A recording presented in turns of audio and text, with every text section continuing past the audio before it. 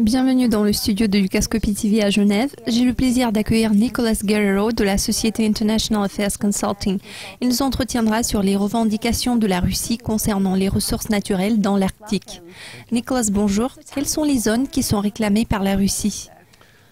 Alors ici, il s'agit du plateau continental étendu. La Russie revendique 1,2 million de kilomètres carrés dans l'Arctique, le calcul étant basé sur l'évaluation de sa côte de l'Arctique. Il est évident que le territoire réclamé est énorme, mais il faut également prendre en compte l'importance de la ligne côtière. Les revendications en question sont conformes à la Convention des Nations Unies sur le droit de la mer. Et donc, c'est en cas normal pour l'ONU. Quel a été le contexte de ces réclamations et la façon dont elles ont été présentées à l'ONU? Dans ce cas concret, l'on a affaire à la Convention des Nations Unies sur le droit de la mer. La Russie est partie à cette convention.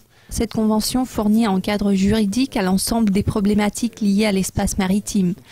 La Russie revendique le plateau continental, c'est-à-dire le prolongement des terres sous la surface de la mer dans la région arctique. En vertu de la Convention, les États côtiers ont des droits souverains à l'exploration et l'exploitation des ressources qui y sont contenues. Pourtant, ils sont soumis à cette procédure pour justifier leur position sur les limites extérieures du plateau continental pour qu'elles soient précises et contraignantes pour les parties. Comment et quand est-ce que la question des revendications de la Russie va être résolue ? Les réclamations de la Russie seront soumises à la Commission des limites du plateau continental. C'est un conseil scientifique composé de 21 experts choisis par les États partis à la Convention. La Commission va examiner les données envoyées par l'État parti et décider si elles sont conformes aux conditions techniques fixées par la Convention. En ce qui concerne le timing, il est difficile de le savoir car la Commission travaille selon la méthode du premier arrivé, premier servi. Il est à noter que nous avons déjà plus de 70 requêtes à traiter.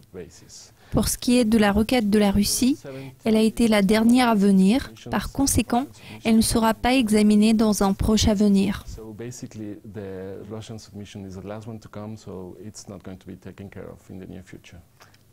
Quelle est l'importance géopolitique de ces revendications ? Voilà une question très intéressante. Il est à noter que dans ce cas-là, il faut comprendre que la Russie revendique le plateau continental.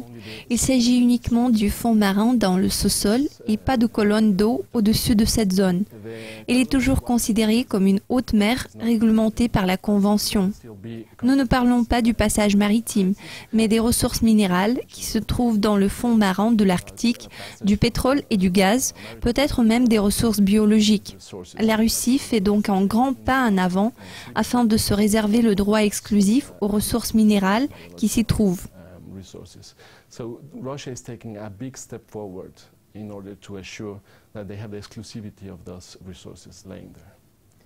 Absolument. Nicolas, je vous remercie de votre participation et de vos commentaires. Merci.